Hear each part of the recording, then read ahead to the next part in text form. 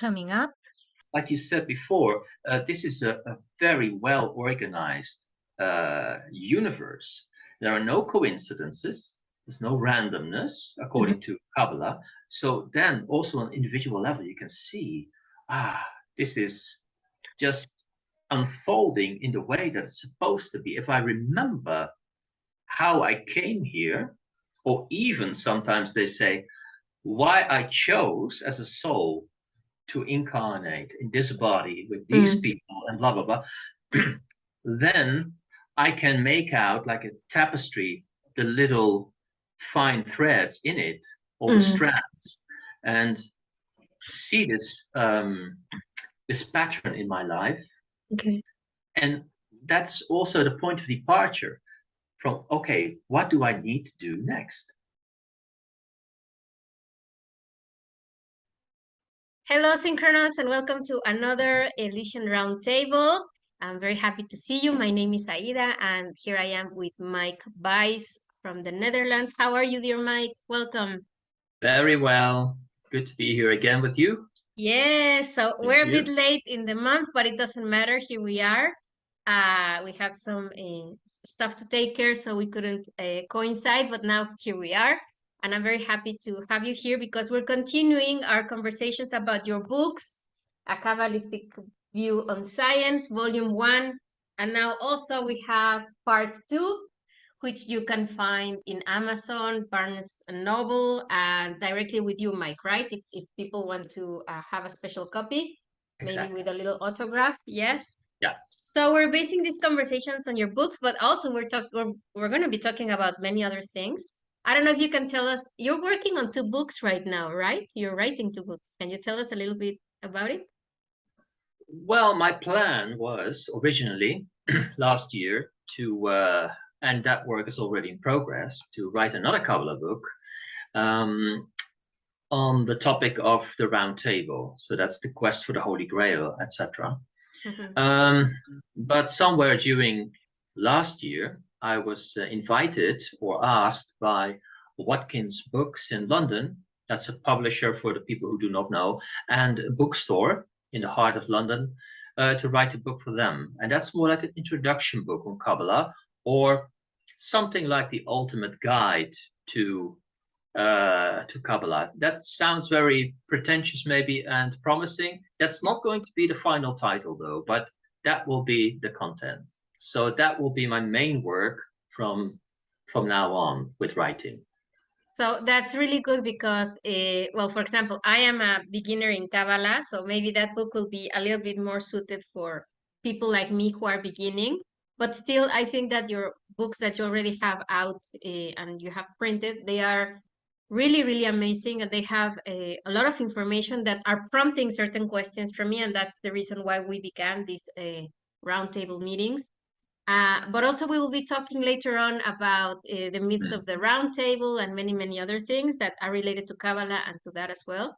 So I want to thank you, Mike, for taking the time to do this with me, with Mexxicamelot. It's nice to be putting these 2 efforts together, no? Circle of Avalon and Mexxicamelot, to talk about these things, because many people are looking for this information, but they don't know where to find it, or sometimes with the, well, like the oldest books, if you go to other authors, it might seem a little bit more complicated, no? They are very technical sometimes, or they have this vocabulary that is a bit hard to understand. And what I like about your books is you're bringing them really down to earth, and they're very practical as well. So I imagine this new book will be kind of like that, right? Oh yeah, even more. I mean, these 2 books about science, I've written them for the Kabbalists.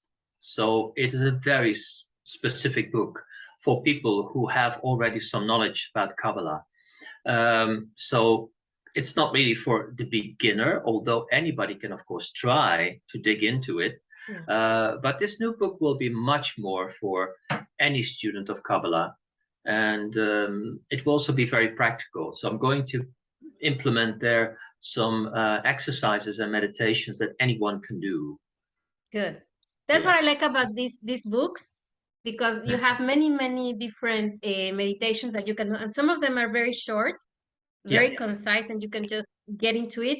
And it's very practical because everything that you're talking about in terms of the theory, we're practicing with the meditation. So I really appreciate it. As I said, I'm just a beginner, but even though I am a beginner, I'm understanding a lot about Kabbalah already because it's so connected to our daily lives in a way. You know, what we are Mhm. doing, our bodies.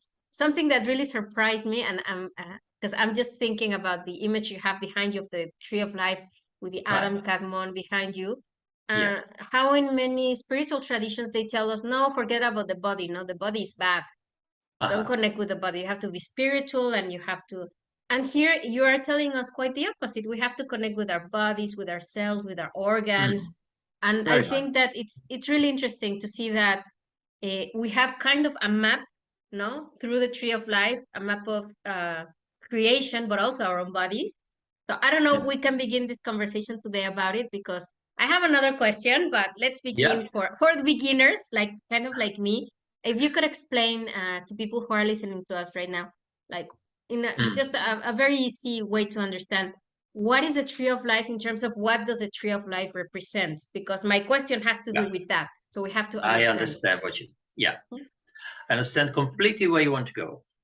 Um, well, let's say something a little bit about being a beginner or maybe an advanced student of Kabbalah.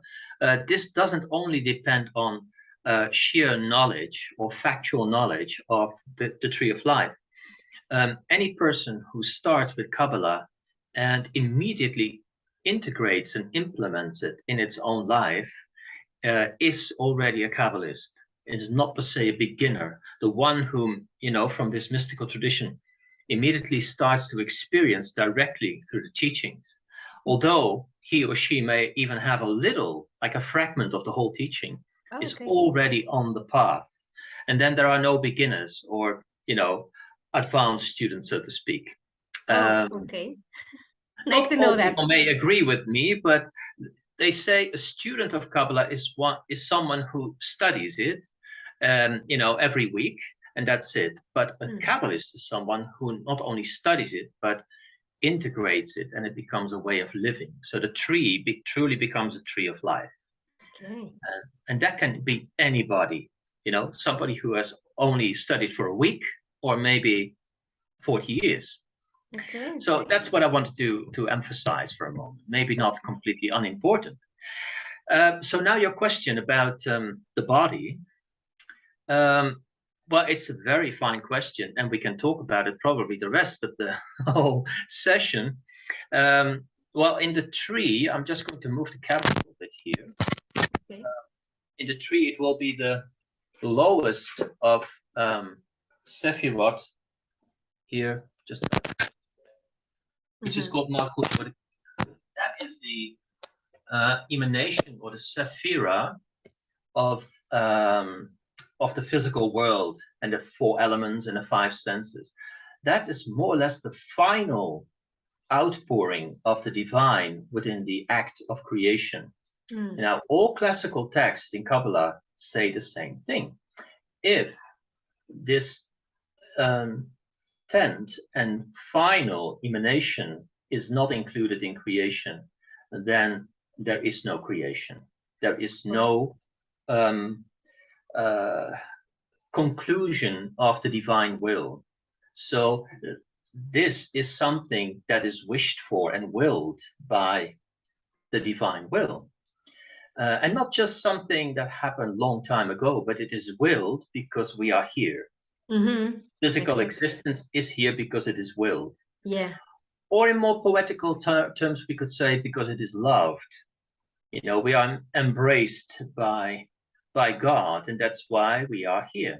Yeah, like we were created out of love and we're the Yeah, final manifestation of all that process of loving, no? Yeah.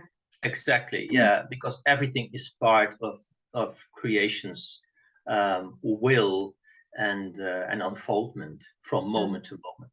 Mm-hmm. And what they also say in Malkut, this physical world, is that the seed of light, or what they say in Kabbalah, the Shekhinah, so that's the divine female presence Mm-hmm. in creation, in every aspect of physical creation, is in is here in creation, in your physical manifestation. So what you call your own personal body, or in the body of some other person or a tree, it doesn't matter, or in a planet, it is present in all these things. And again, we wouldn't be here if that spark wouldn't exist within you. That's the Definitely. evidence of existence. Yeah. Yeah. Okay. And that's why they call this the temple of the Holy Spirit, or this is the tabernacle, the physical tabernacle of the divine presence. So we're like this vessel, no? And you do mention that in your books, that we have to become vessels for the divine, but in a more conscious way, no? Yes, exactly. I mean, you can say, well, I've been born in this physical, what you call a vehicle or a vessel, which is basically like an animal body. It has the same appearance, same functions, more or less. Yeah. But if we look at it in a different way, with different eyes, we can see that this is much more than that. And it's not just here to eat and sleep and propagate and do some work, but it's also a vessel for something greater than it. Yeah. And definitely, like what I was when I started studying Kabbalah, I was amazed to realize, because you start paying attention around you in nature, your own body, and you think, or like you realize, like there is an intelligence behind this. It's not for fortuit. I don't know how to say it in English, but Yeah. it's not random. Yeah, okay, I can say it No. that way. It's Yes. not random. There is an intelligence that is directing all of creation, from a plant, birth, human beings. Everything is Sure.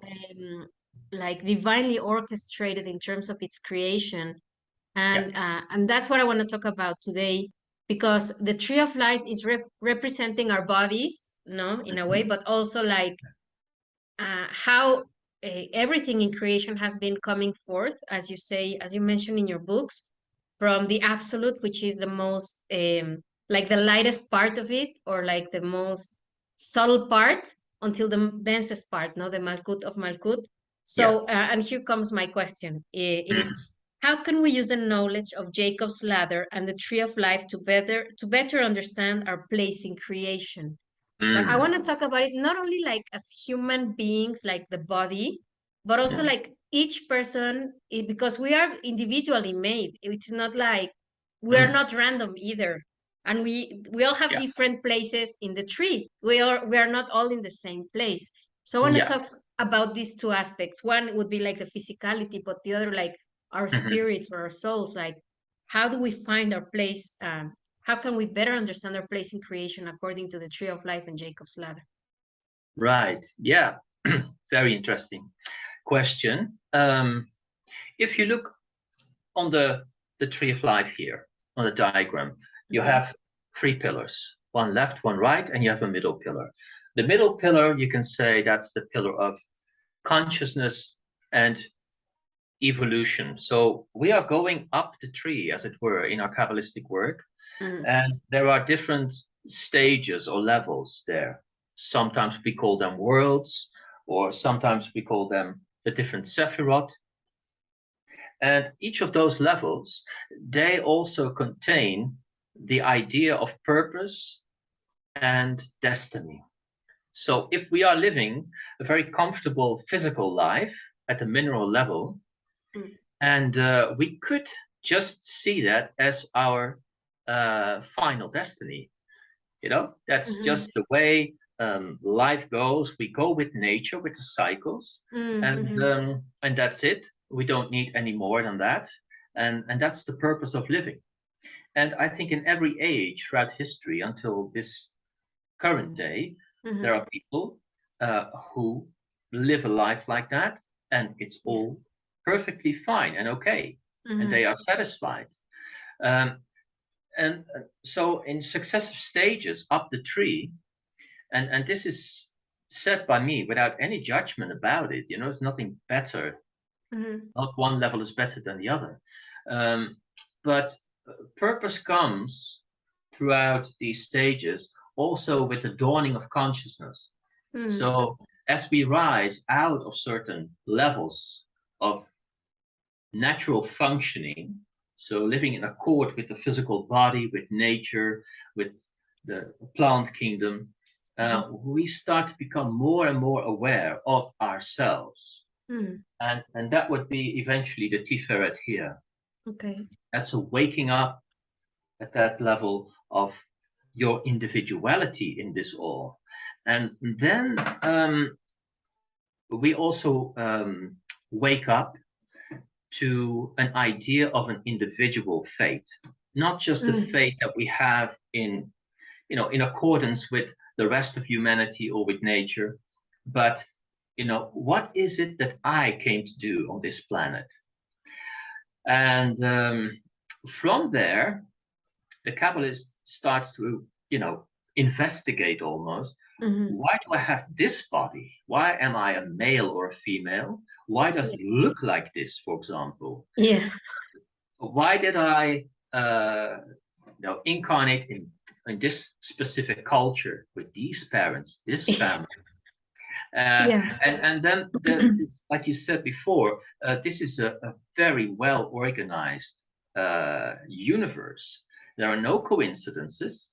There's no randomness, according to Kabbalah. So then also on an individual level, you can see, this is just unfolding in the way that it's supposed to be. If I remember how I came here, or even sometimes they say, why I chose as a soul to incarnate in this body with these people and blah, blah, blah, then I can make out like a tapestry, the little fine threads in it, all the strands, and see this this pattern in my life. Okay. And that's also the point of departure from, okay, what do I need to do next? And that's a quest in itself, talking also about the round table ideas. Exactly. It's the same. The path of the Kabbalist is the seeker. There's no doubt about that. And then around this level, the tree of life, that's why, that's where we start to discover our individual fate. And that's also where we start to find our hero's quest, because that's where you really are going, sometimes against the things that others maybe do not agree with, or they see you as a maverick or an outcast or whatever the it black is. sheep of the family. One of those people, exactly. Well, it just depends on where you came. But again, that is also a part of the individual fate of that person. Now, and then, etc., etc. I mean, if we move up the tree, then instead of fate, here in the spiritual dimension around the art, this is a spiritual triad on the tree, is where you not only consider your individual fate, but also your destiny. And that is, how does your life complement a greater work within this universe? And that can be in any profession or activity that you are doing. If you are a teacher, or you are an architect or a doctor, doesn't matter who you are and what you do. But there you can find, this is what I need to do. I need to be the perfect plumber on this planet. Okay. Or I need to be the perfect mother. And that's what I'm going to do. Until that time, they say, this is also a biblical phrase, that the human being doesn't have a place to rest its head. So most people will not completely find satisfaction and peace if they have not found some individual purpose in their lives. Yeah. For most of us, let's be careful with this. Yes, we're on different levels. So what is true for some is not necessarily for everybody. But I think that if people are being drawn to listening to our conversations, they're in that level. They're looking for answers, no? They're looking for information, and they're questioning, like, who am I? What am I doing here? Like, what's the point of it all? Because I really like how you were talking about there is no randomness, and everything in this universe is it has a place and it has a why. Even though sometimes, and I still struggle with that. Like, I have to be very honest. I have so much growing up to do, but I struggle with the idea, like, because everything seems so chaotic. And then you start wondering, like, why, how can we say that there is perfection in the universe, that Yeah. everything is happening as it's meant to be, when it's so chaotic, when it hurts so much, when it's so full of despair sometimes. Yeah. But then you turn to Kabbalah, and then you know that even those dark processes that we all go through, we have to go through them for a good reason, right? Yeah. It's all a teaching. And sometimes you can also maybe feel it and experience it as a teaching of compassion. Even, see it as a parent. If you sometimes are being restricted or in a way punished, it doesn't mean always that it's bad for you, but it depends on how the child takes it or how the restriction or punishment is being introduced. So if the child knows why, it can learn from it. It goes the same for us here. And so the perfection is not always felt by us in the human world and the human psyche, definitely not. No. But what is perfect are the so-called higher worlds. That is the divine world of Atzilut, the world of principles, the world of unity, and the world of Bria, which is also an androgynous world. That is the law of cosmic perfection. The laws, the metaphysical laws, how this whole existence operates. And that is perfect. And we live according those laws, or we go against them in a sense. And if we do not really are in conformity with those laws, and we do not do this on purpose most of the time, but then we get in trouble. Most of the time psychologically, but also sometimes physically. And this is a portrait, so to speak, a canvas on which we can see the different laws in operation. And that's one of the most important studies in the beginning of Kabbalah, is to see what are the four greater laws, what are the successive four minor laws, etc. So the first law, for example, is the law of unity. That's the greatest law of all. Everything is one. Everything is made out of one piece. Everything is undivided. Now, if the Kabbalist's work is to meditate upon this and to gradually realize what that means in life. And so following these laws and living through them, that will also gradually resolve the problem of the endless chaos within us. Wow, this is interesting because you're talking about chaos within us, and obviously what we have within is what manifests outside as well. So obviously, and I've noticed that in my own processes, that because you can see the chaos outside, but if you're like peaceful, or you try to go to the middle pillar, as we can see in the tree of life, then you don't put your energy inside all of the chaos. Like you're like beside it, or you're in it but not in it, no? Yes. But when we let ourselves be drawn by the chaos around us, and then we feed it, then it gets worse, no? In a way. Yes. Yeah. And mind you, in the cosmology of Kabbalah, they speak that in the very beginning, God created chaos and order. So chaos is an integral part of this existence, and therefore also of our own personal being. And as you know, the second law is duality. So we cannot experience order, of course, without chaos. Exactly. Because how can you know what order is if you've never experienced chaos? Exactly. Yeah. On the other hand, what Kabbalah says also in the classical text is, if there is a remaining chaos, then the different sephirot, they cannot connect together. They cannot make relationships. and they are remaining separate kings, so to speak, with their own kingdoms. And that's what happens sometimes within us Yeah. and in relationship to others. You know, we're still living on this planet with separate kingdoms who want different things. And so there is sometimes no connection at all, Yeah. no understanding. But this was created to form one whole. So all these different kings and kingdoms, so to speak, they need to be connected.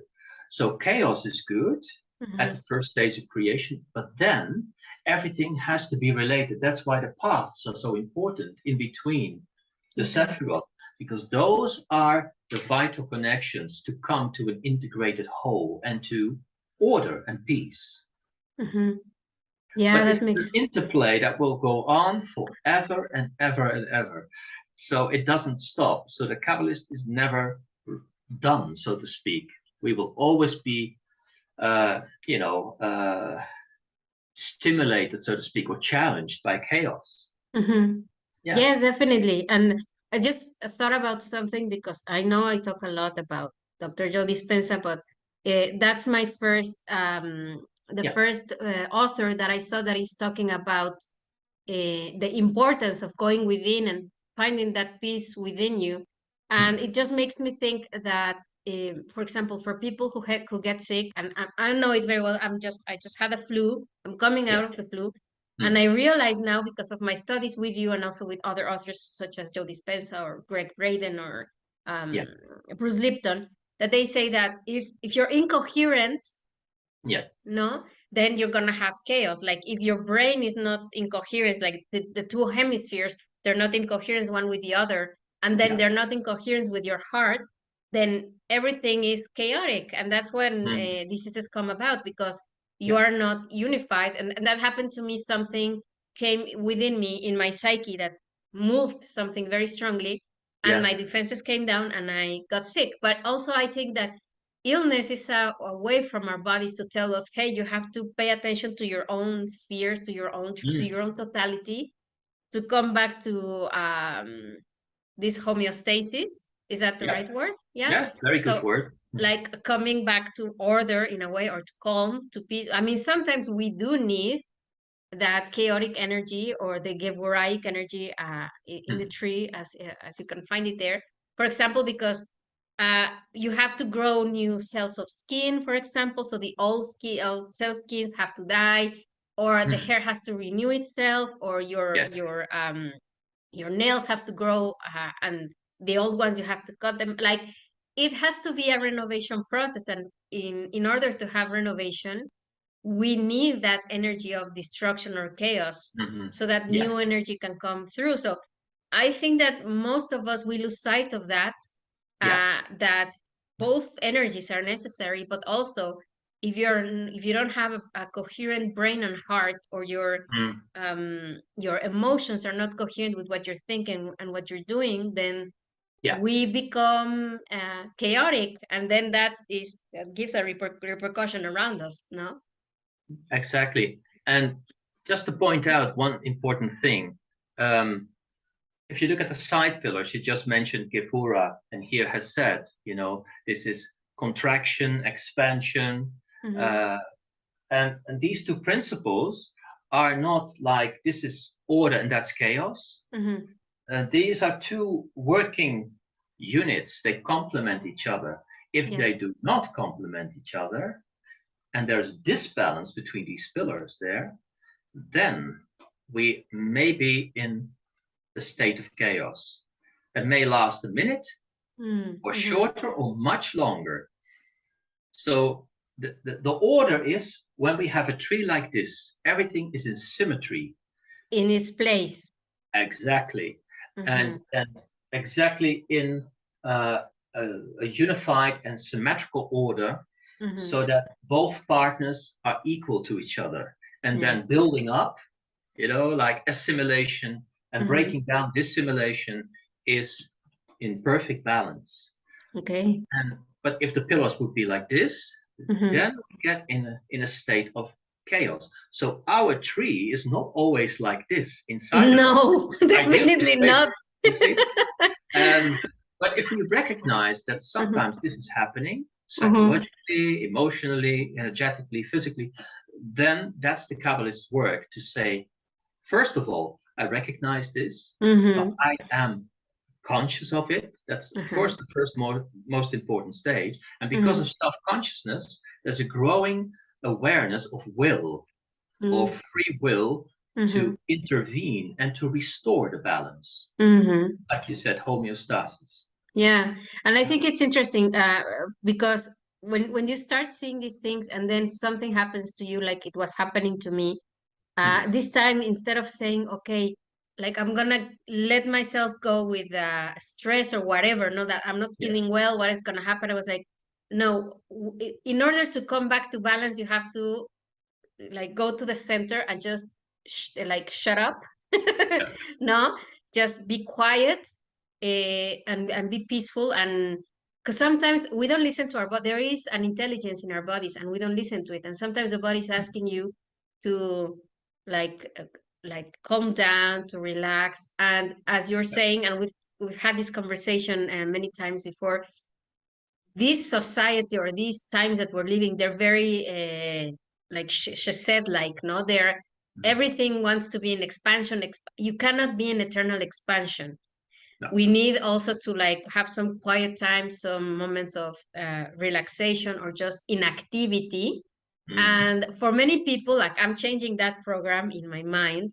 It's very hard because it's very imprinted in these modern societies, especially the Western modern societies, that you have to be active, you have to be producing, you have to be doing something, or if not, you're a failure in society.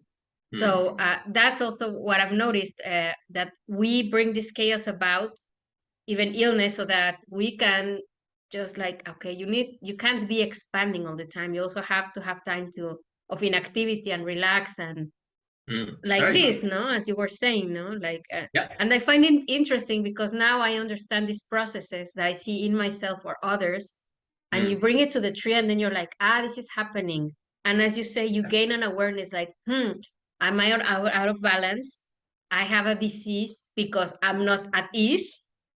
Because of this lack of balance. So what do I need to do? Just quiet down and relax and let the body relax, and also the mind, because if you might be like your body is quiet but your mind is still racing, so that's not good. No, so again, this is the part of the coherence and the unity that the tree is reminding us of, reminding us to pay attention to it in our lives.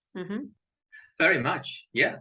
I mean, there's an idea that, of course, the lower part of the tree, so that's what we call the lower face on the tree, this kite-like shape.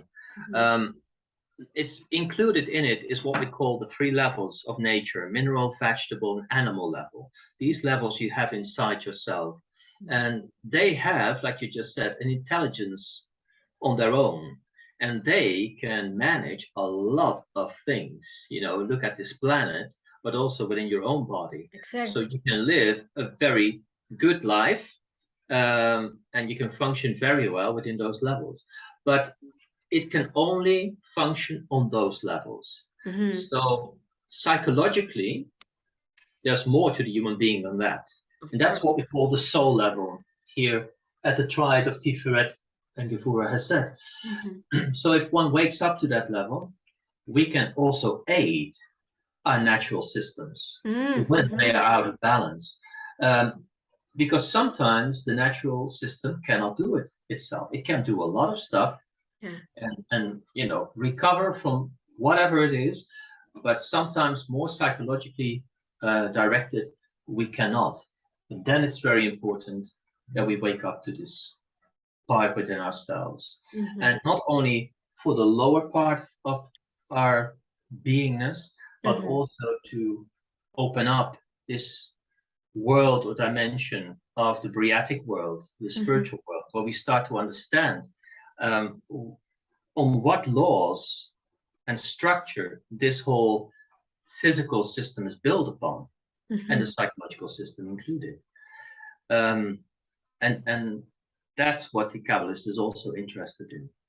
Of course, it makes a lot of sense. And what I find it so interesting is not only do we find that resonance or that connection between our own bodies and the tree of life, but also at a soul level or spiritual level, we also have a place in the tree. Do we move spheres throughout our incarnations or our lives? Or do we always work, or do we come from one sphere and that's it? Well, first of all, we come down the tree in this successive. Sorry about that. That's In okay. this successive movement of the lightning flash. So creation comes down in this alternating way compared to a lightning flash. Now, going up the tree is being born and starting to grow up. So at the very bottom in Malkut, you are at the stage of the baby. Okay. You are being introduced into the world. Then at Yesod, you're at the infant stage, infantile, psychologically and also physically. And then you have here your early childhood. Here you start to be in your puberty and grow to maturity. Okay. This is early middle age, late middle age, old age, late age, and then death in Keter, return to the sword. So we are going naturally through all these stages of the tree of life. That's the way it is. But having said it, there are individual differences in, let's say, how we develop through them. So you might be physically mature, but psychologically still an infant. Yeah. You might have developed your Gevura very well, but your Hesed is quite poor. That means, you can be quite stern, you're very serious, but you're not very open and spontaneous there. You cannot find compassion for others, or the other way around. Of course. And that is the uniqueness in the individuality of each person. So we go through the same stages, but our development is always unique and eventually, in that sense, very personal. Does that answer your question, Aida? In a way, yes, but also because I was thinking more at like a spiritual level, we have a resonance also with the characteristics of certain of the Sephiroth, right? How can we find out which sphere we have a resonance with to work with it? Okay, well then we go back more or less to the first question. So in Kabbalah they say that this is the body of Adam Kadmon, which is you. But tradition says that when you are born in the image of a spark also of the body of Adam Kadmon. So your soul is a reflection of a very specific aspect of Adam Kadmon. This may reflect one of the Sephiroth or a combination of the Sephiroth, so a triad, for example, or maybe a whole face of the tree. Okay. It may be more on the left, the right pillar, the middle pillar. And again, this is why I said we have to go back to the first question. Through self-reflection and investigation, we may come eventually to the conclusion or the result of seeing what our part is to play in the totality of existence or within the body of Adam Kadmon. But nobody can really tell you, and I don't think anybody would be a good teacher if one would say to someone, this is what you have to do. Of course. But only pointing in the directions of looking and finding out and asking the right questions to come to eventually to that knowledge. But all these little aspects of yourself, how you look like, where you come from, what your life lessons are, they will more and more point in the direction of, this is what I need to do.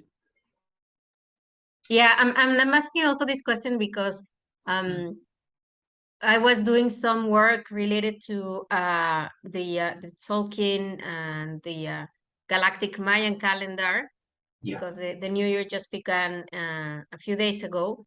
and I'm working on the archetypes of the Arthuriad according to that. And I was asking you questions about, okay, but I also want to know more information about these archetypes, or these characters in the stories of the Arthuriad.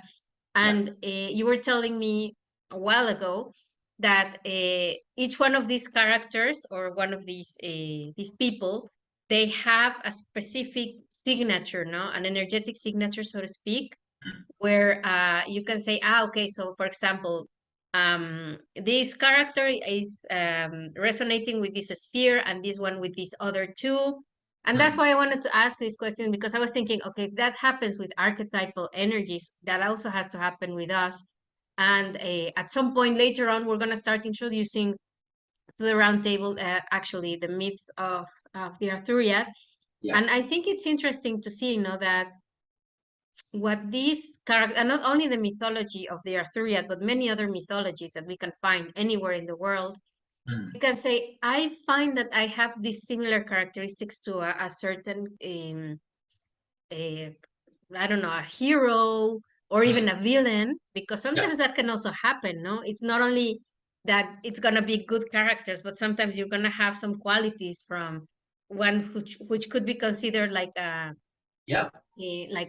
anti-hero, because sometimes we do need to be the bad guy in our lives, sometimes to put some boundaries or something like that. So that's why I wanted to ask you that question, because we will be talking also about that. And you're very familiar with this connection between each sphere, or the different spheres and the different archetypes from the Arthurian, right? How did you come to that understanding? Is it personal work, or how did you find that? Just I'm very curious to know. Well, first of all, it's a lot of different things how to come to this kind of knowledge. First of all, there's a saying in the Western esoteric tradition, and it is, and probably also in the East, but I'm not sure. It is saying we are standing on the shoulders who went before us. So, I had really some very fine teachers. So, orally or through their books, I really received a lot of that knowledge, in combination with a very clear Kabbalistic system, and understanding the archetypal world, the world of principles.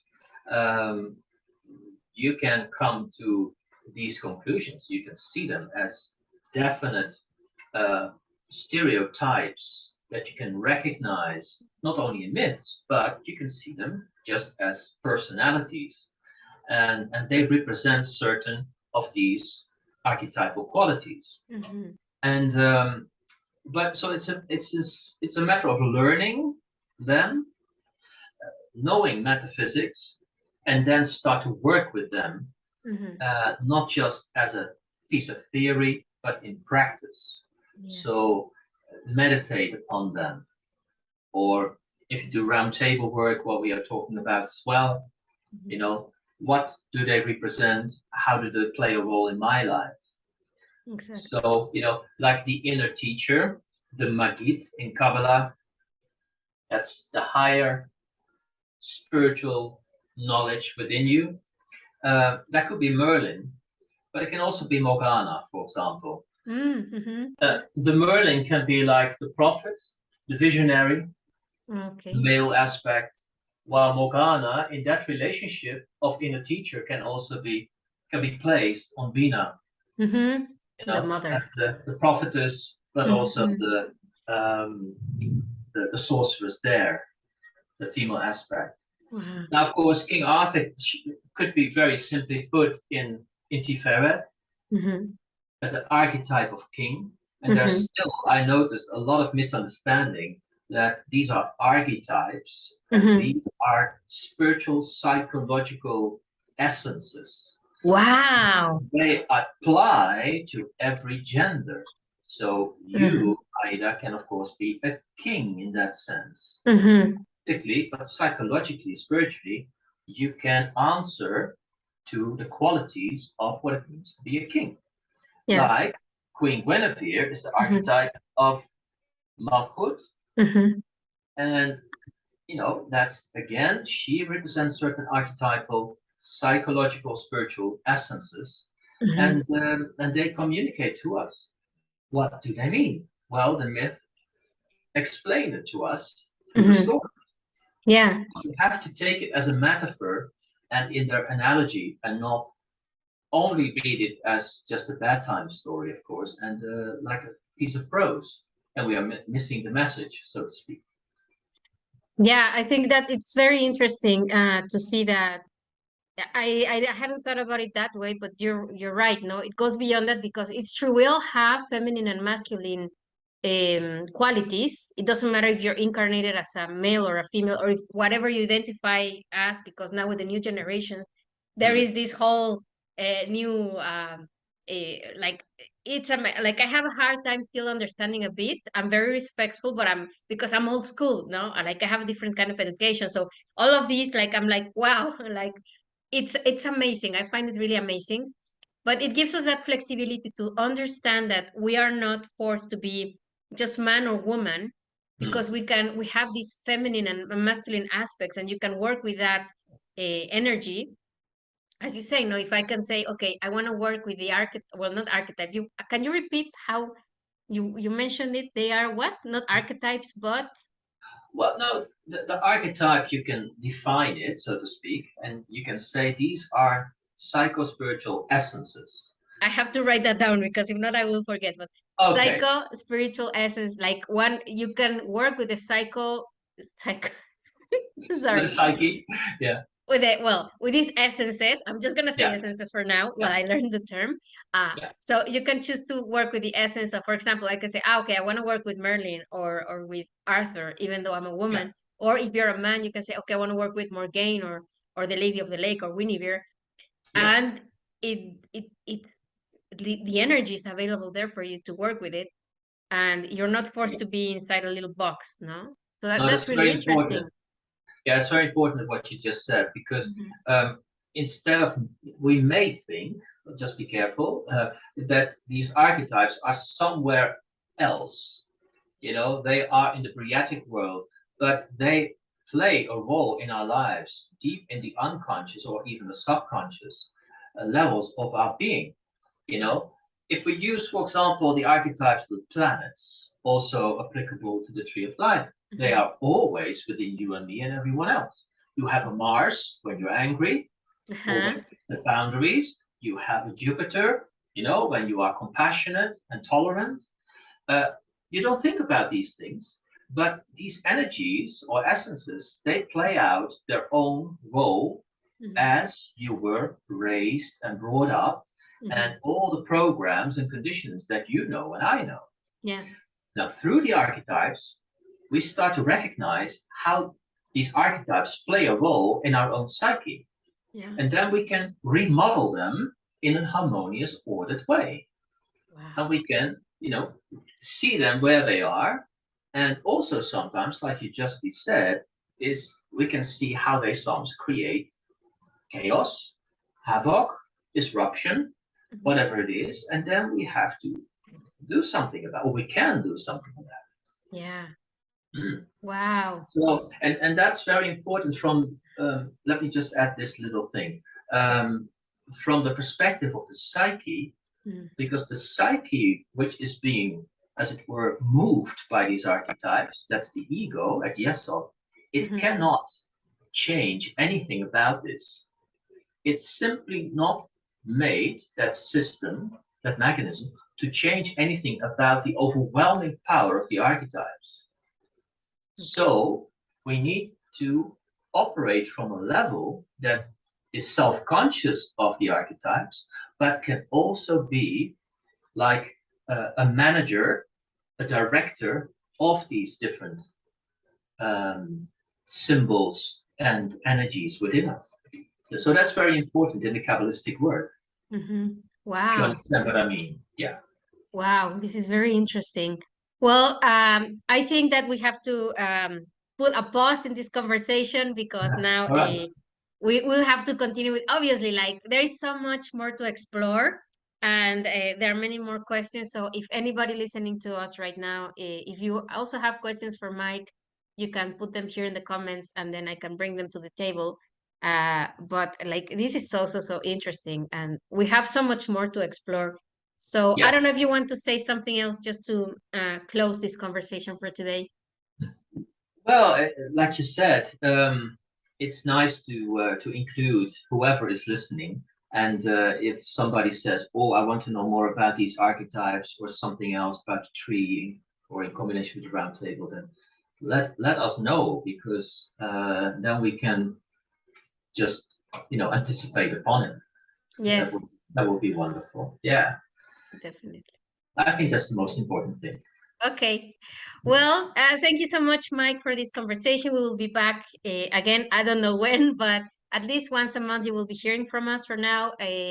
And also, if you have more questions, or if you want to contact Mike, also you're going to give a course in the UK very soon, right? Can you tell us a little bit more about it?